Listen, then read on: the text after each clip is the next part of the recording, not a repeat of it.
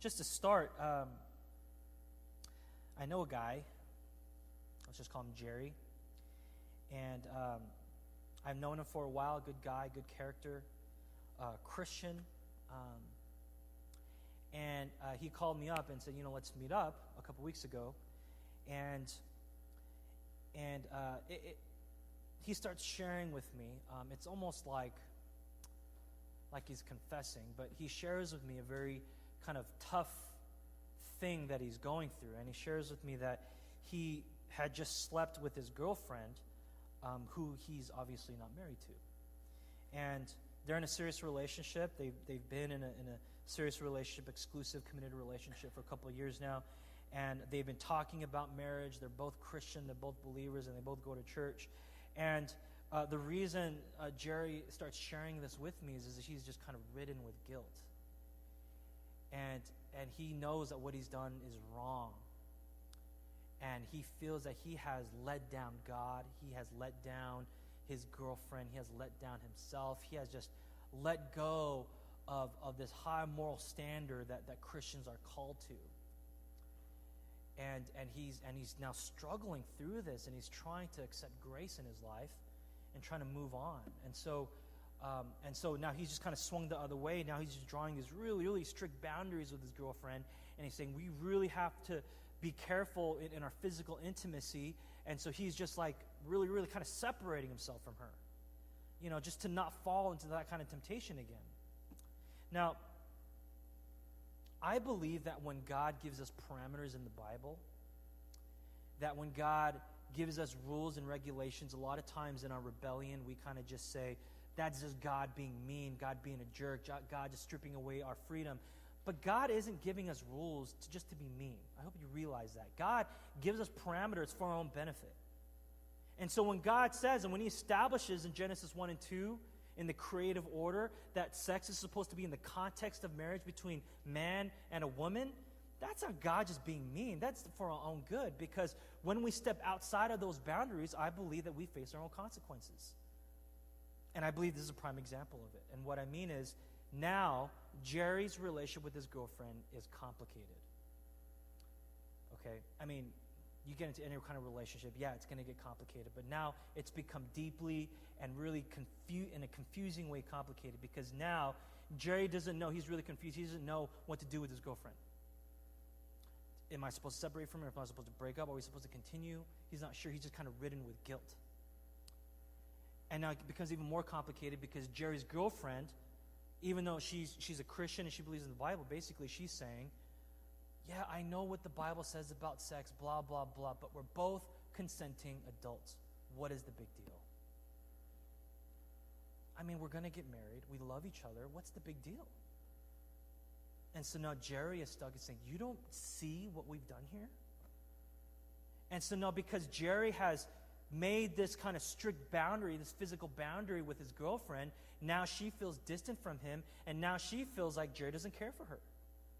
Now she feels like Jerry doesn't care for her. Now he just is kind of abandoning her in a way, because they've lost a kind of physical intimacy.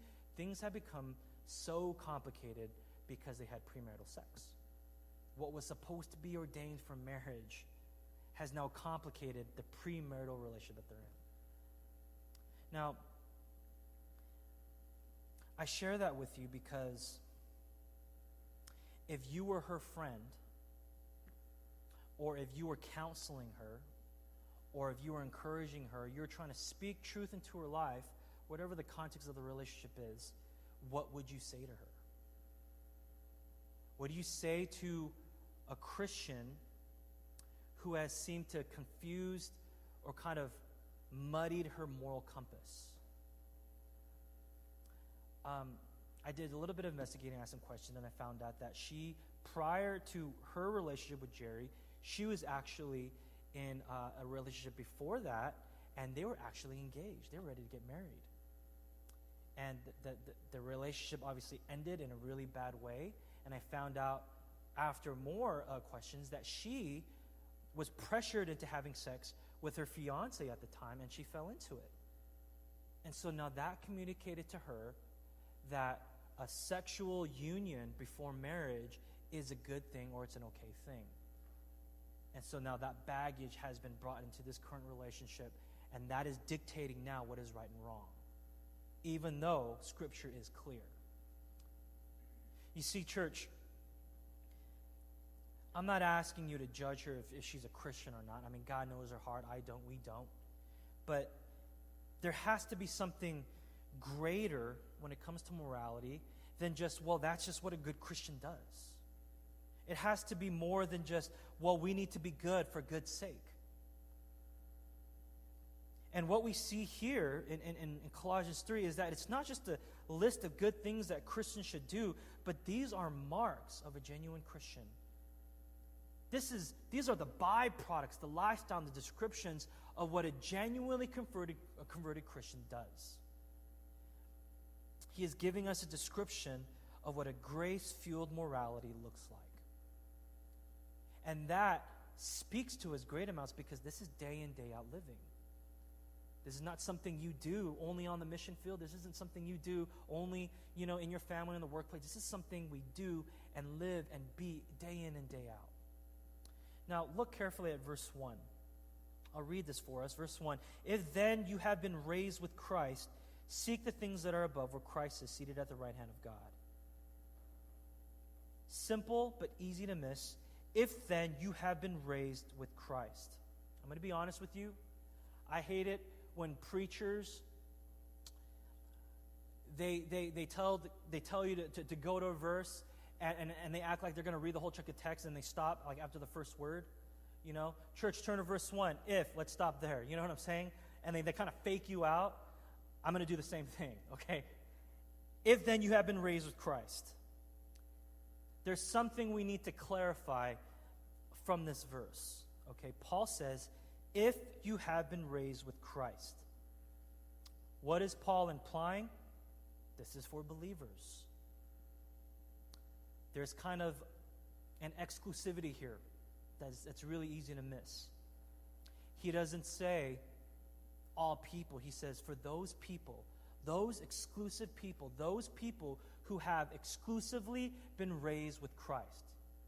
And so what that implies then is that some of us in here, or the readers, we're not all saved. What that implies is that not everyone has been raised with Christ. Not everyone, like we spent in the last 2 chapters, has this identity in Christ. I don't know your hearts. I don't know ultimately where you are in your relationship with Jesus or in your lack of relationship with Jesus. But I think that there is a really good chance that some of us in here are not genuinely saved. And I think that's something that we need to just kind of sit on and point out for a little bit. The first 2 chapters, if you've been tracking with us in Colossians, we discover these great truths of Jesus. Okay? And what we're going to find out as you continue and more read the Bible and the New Testament letters, you're going to find out that a lot of the Pauline letters are structured very similarly. The first half is doctrine and theology. A lot of it has to do with identity. And then the latter half has to do with Christian living and application. And so you read the first 2 chapters of Colossians and you're tracking with me. Listen, you can get away with a lot of things. You can see this is who Jesus is, right? One week we spelled out really clear, Jesus is God, right? And you understand what identity is, and you understand who Jesus is. You understand, we talked about Jesus, the firstborn of all creation. You can get away with understanding these truths of Jesus. You can leave the Sunday sermon with a bit of encouragement, with a bit of inspiration, with a bit of a challenge is what I'm going to apply this week. You can get away with that and not be Christian. But when we get to this verse, you cannot slip through the crack. If then you have been raised to Christ, that separates the believers from the non-believers. I had a conversation with a guy I know. He's someone I respect. He's someone I trust. He's been serving in the church. And he shared with me just a really honest opinion. And again, this is not gospel truth. This is opinion. He said that he thinks that 30% of the church is really Christian. That 3 out of 10 people in the church is actually Christian. And I made a follow-up question. I said, how do you know? Well, he says, I don't know. This is my opinion. But just based on people's conviction. An internal transformation of the heart. Not if they serve, not if they help out, not that. It doesn't deacon and an elder, the title doesn't even matter, an internal conviction of the heart. And it says, based on that, I believe about 30% of the church is saved. Now, I want to be clear. That is not biblical gospel truth. But just for illustration's sake, if that is actually true, if I need to spell it out, that means 7 out of 10 people in this room are going to hell. 3 out of 10 people are saved. Again, it's an opinion, but that is an alarming illustration for me. And what gets communicated to me is that I can't save you. I don't have that kind of power, obviously. I don't have this the power of deity where I can save you, intervene in your life, and save you from your sin. I can't do that. But if God has called me to preach the gospel through and through, then I need to be faithful to that, and I need to preach things like hell, things like God's wrath, things like sin, things like that we are in desperate need of grace. And to be honest, I just think that there's a lot of churches, a lot of pastors who don't like being clear on that. They don't like spelling out the fact that if you don't have Jesus in your life, that your destination is darkness and destruction and it's hell. And I get that when preachers preach that, it's like no one likes being called a jacked up sinner headed to hell. No one likes that. I get that. And I know that we don't like offending people. We want to send you off with an encouragement. We want to say, some pastors are happy just telling a few jokes, making you laugh here and there, sending you off an encouragement, and we call it a day. That's a good Sunday. Some pastors are happy with that. But it's alarming to me, not the fact that okay, we need to get our numbers up from 30% to 50%. That's not what I'm trying to say. But it's alarming to me because if there's people in live stream who are slipping through the cracks, that they believe that being saved means just coming to church, having a good attendance, giving your offering, that's what makes you a Christian, that's what makes you saved. That doesn't sit well with me, church. I don't like that. Now, if what you're saying is, okay, I have heard the gospel, but I'm just going to outright deny Jesus, well, then that's on you. I can't do anything about that. Again, you're welcome here, and I want to encourage you, but that's on you. But if as a preacher, I'm preaching the gospel, and all I do is talk about God's love without God's wrath, then what the heck are we doing, church? What are we doing as a church? If then you have been raised with Christ, does that strike a chord in your heart?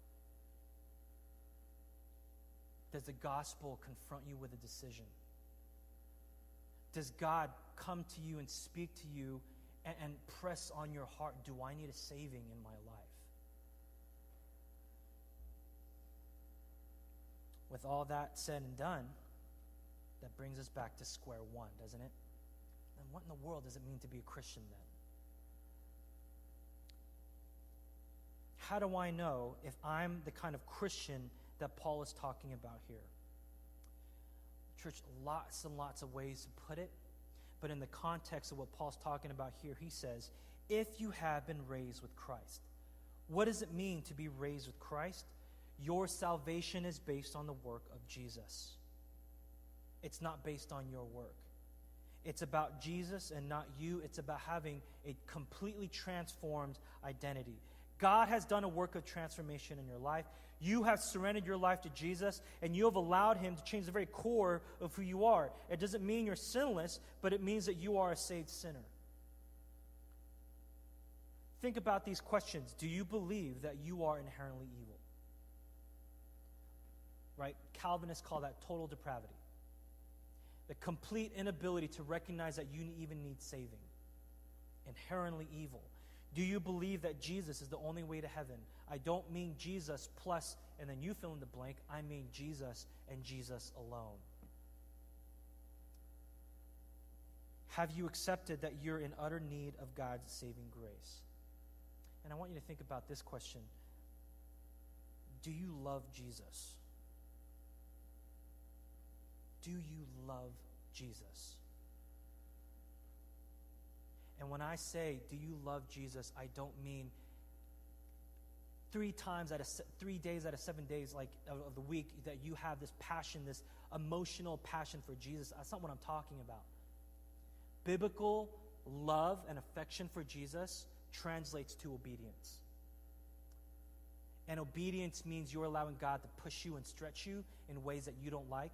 It's uncomfortable. It's painful.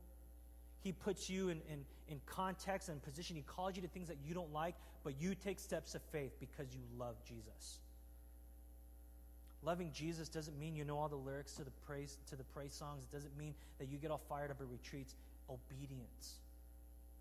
Do you have this urgent call, this urgent conviction in your life to take steps of faith?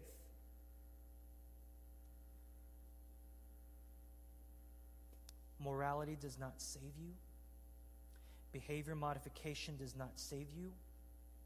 Perfect church attendance does not save you. Suppressing deep-seated resentment and anger and putting a smile on your face does not save you. And so what we see in chapter 3, as we get into this, it's the first 4 verses kind of serve as a transition from Christian identity to Christian life. It's theology to application. Again, that's how Paul is structuring his letter. And he just starts with that truth. If then you have been raised with Christ. And now he's transitioning into the Christian life. What are the marks of a Christian? And he starts with grace-fueled morality. Now just look in your Bibles, go to verse 5. Paul starts with put to death. And then he jumps to verse 12. If you want to jump to verse 12, he says put on then. And so now, just with these 2 sections, what Paul is doing is he's using a different kind of language. Put to death is kind of like just saying put off. And so in verse 5 we have put off, and then in verse 12 we have put on. Without trying to be super incredibly technical, I don't want to spend too much time unpacking all these descriptions because that's not our focus in Colossians. But what I just want to point out, Paul is getting at something. If then you have been raised with Christ, then what does that mean? Put off and then put on. What does that tell you about the Christian life? There needs to be activity.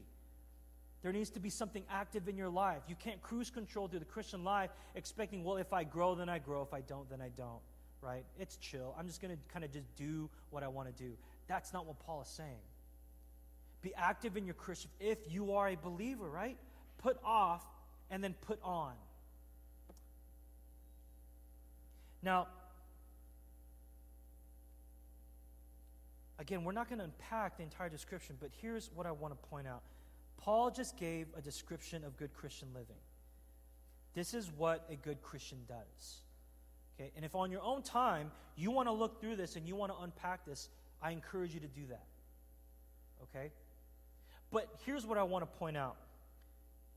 2 kinds of erroneous views that we can have from this text. And I would even say the entire Bible. That when we look in this text, 2 different kinds of tones, 2 different kinds of interpretations. Okay? Again, Paul is spelling out what Christian morality is. The first erroneous view, we don't take sin seriously. We don't take sin seriously. Maybe you've grown up in the church and you've literally heard hundreds of sermons and Bible studies about God's love and God's grace, and that's a great thing, okay? I don't want to start that on a negative tone. Studying and hearing, celebrating, singing worship songs about God's love, those are all great things, and that forms us, and that's important. Even as David was leading today, declaring in the church God's love for us, that's an important thing that we're supposed to do. But the pitfall in that is that when you hear that over and over, it becomes stale. It becomes old. It becomes outdated. It becomes something, I've heard that over and over. It doesn't make any kind of impact on me. And so now, sin kind of loses its impact on you. Or maybe you're like the universalist and you think, well, hell can't exist. Right? If God is really that loving, if hell does exist, why in the world would a loving God send people to hell? That doesn't make any sense to me. If God really is a God of love, why would he send people for utter despair and destruction and fire? Like, that doesn't make any sense to me. Like, why doesn't God just save everyone? Why wouldn't God just show grace to everyone? My response to that is, why would God show grace to everyone? If you're asking, why doesn't God save everyone from hell? My question is, why would God save anyone from hell? You see, verse 6 says, on account of these, the wrath of God is coming. Okay, I'm not going to unpack that for you, okay? But I will say this, okay? You can read 1,000 verses about God's love. All it takes is one verse about God's wrath. We cannot ignore it. We cannot just think that sin is no big deal. See, the problem that I have with universalists is that they will look at God's wrath. They have to look fairly at the entire Bible, and they have to take chapters like Romans 1, and they have to read about God's wrath. And you know what they're doing? They're laughing in God's face. Sin, it's not that big of a deal. You know, God is too loving. He's not going to send me to hell. Does that sound like the biblical God that we see? Absolutely not. One of the erroneous views that we can have is that we just don't take sin that seriously. But on the flip side of the coin is we don't take grace seriously. And what I mean is we think that we need grace, or we don't think we need grace all that much because we've earned some kind of goodness. And so I don't think anyone here is going to be like, okay, yeah, I don't need grace. But is your attitude like, well, I need grace, but not as much as that guy over there? You know, like, I need grace, don't get me wrong, but it's like, you don't know that guy. Like, he really needs grace. Like, he really needs the gospel, right? Like he, you know, he drinks here and there, gets drunk, you know, and several girlfriends here and there. It's like, he needs the gospel, right? And so we kind of start pointing the fingers, but the dangerous thing about these kinds of people is that, or for us, is that from the external point of view, we look super, super clean. Squeaky clean church people doing the righteous thing. But what do we see in this first half? Put to death what? Internal heart issue sins. When you look at Paul, what Paul writes here about the Christian life, does it strike you at the heart? Is grace an all-encompassing need in your life, or is it just an accessory? Is sin not that big of a deal to you? Is grace not that big of a deal to you? Now, if those are the erroneous views that we can interpret from this text, then what is the biblical and gospel-centered view of morality? What is the healthy, the balanced, gospel-centered view of this? Let me throw out you some verses. Can we get that up there? Some good verses for you to think about. Let me read this. We have appointed a law and a practice for every one of you. Had God willed, he would have made you a single community, but he wanted to test you regarding what has come to you. Now listen to this. So compete with each other in doing good. I like that. That's good. Every one of you will return to God, and he will inform you regarding the things about which you deferred. Right? Compete with each other in doing good. Right? It's like reverse, like psychology almost. You know what I'm saying? Be ambitious, be selfish about loving. You know, it's like this flipping the table kind of weird thing, right? And so he's kind of saying, right, the author is saying, you know, morality, be good. Go after it. Let me read you some other verses. Press forward with the love of God and of all men. Right? Very active. Press forward. Let me read you another verse. Bridle all your passions that you may be filled with love. Last one. Everything which invites to love God is inspired of God. Right? And so this author is saying, if you love God, that is God instilling his love for you. Right? Great verses. And you're like, well, what in the world does this have to do with anything? Right? These sound good. It's about morality. It's about, you know, Christian living. Here's the thing about these verses. They're not from the Bible. The first verse that you see is actually from the Quran.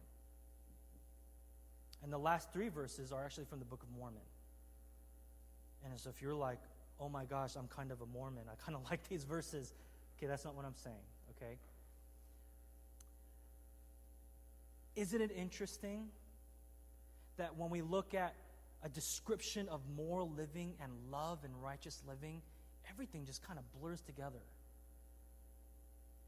When you look at the Book of Mormon, when you look at the Quran, you see descriptions of morality. You see this is how you're supposed to live. Compete to do good with one another. I mean, that's good. I could preach on that. You know what I'm saying? Everything which invites to love God is inspired of God. I mean, that's pretty good stuff. But what's the difference? What do these world religions offer? Or what does it not offer? It doesn't give you a source, does it? Do, but there's no source. And so really, what are they drawing you to? What are these verses, and what is really kind of their philosophy in doing it? It's behavior modification. Changing the external, right, to conform to God. Doing until you can kind of earn this righteousness. I don't know why I thought of this example, but it just makes sense to me. Anyone here garden?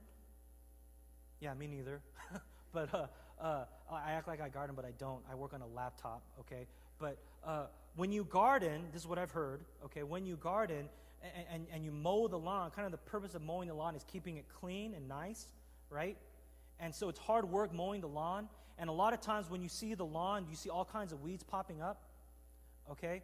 And so there's two ways to go about that. You either get down and dirty and you pull out the weeds, right? That's what you're supposed to do, right? But if, kind of like Justin said, if like you're a millennial, what do? You just mow everything down, right?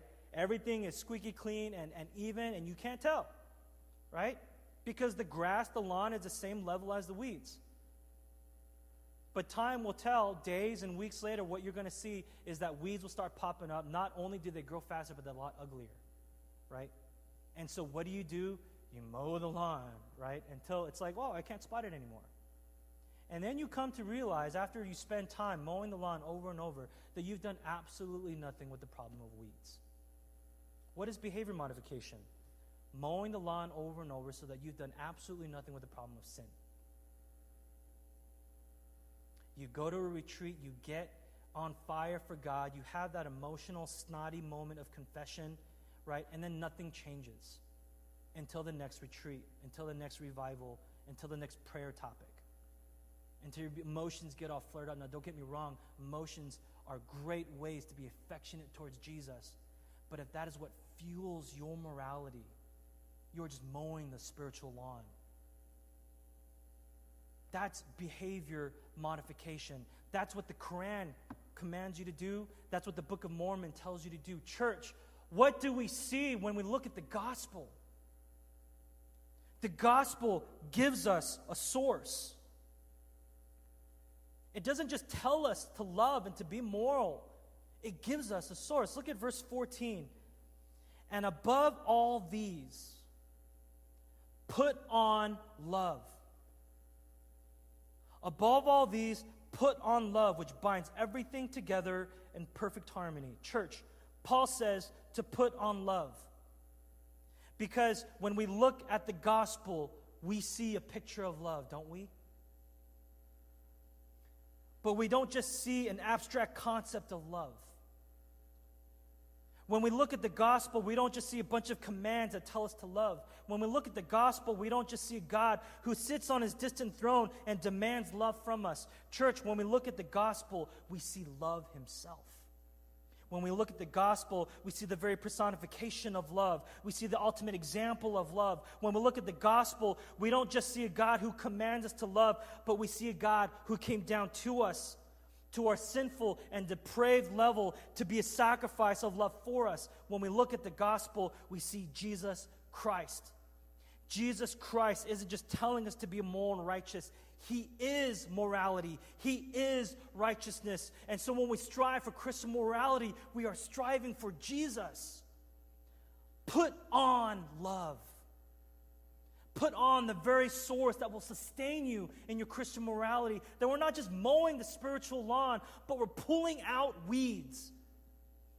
With the good grace of God that we allow to penetrate our stubborn hearts, we're pulling out weeds. It is painful and it is steps of faith, but we are allowing God to work. We see love in the gospel, and we see Jesus Christ. And what drives you deeper into your relationship with Jesus is grace. It's grace-fueled morality. And so you see, grace empowers you, grace equips you, grace motivates you, grace becomes your source as well as your goal. So let me just wrap up things with a quick thought for application.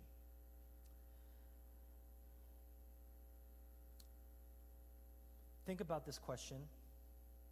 because it's a good question, and it took me a long time to construct. Are you allowing grace to become activated in your life? Are you allowing grace to become activated in your life? What do I mean by that?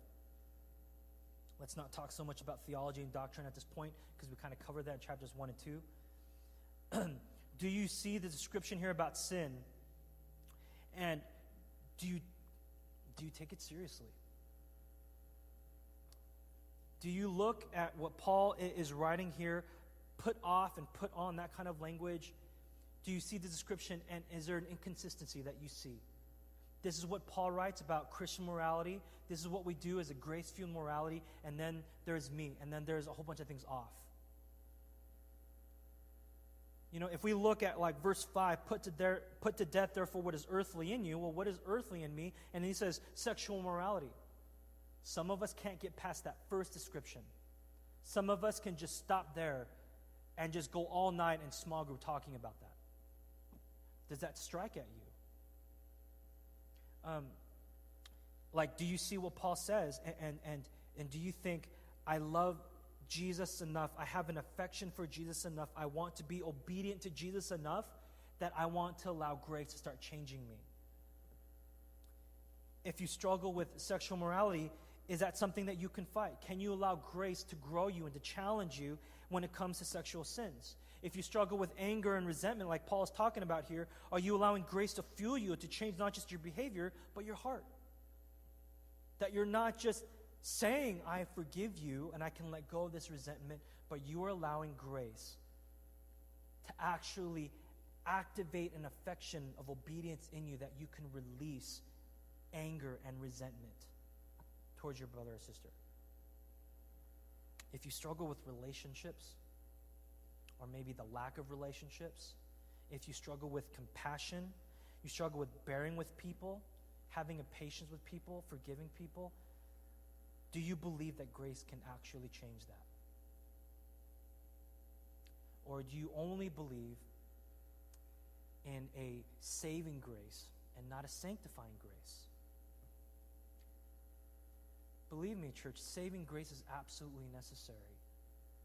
But if all you believe is this saving grace, what you are doing is you are believing in a spiritual lawnmower, just to even it out every time. But the problem doesn't get any better. Listen to me, church. Those sins that you struggle with, internal sins and relational sins, all that evil that you know you struggle with, Jesus died for those sins. And God desires for you to live a new life. He desires for you to put off those sins and to put on the righteousness of Jesus. May you be filled with a grace-fueled morality, that it changes your heart, not just your behavior. Join me in prayer.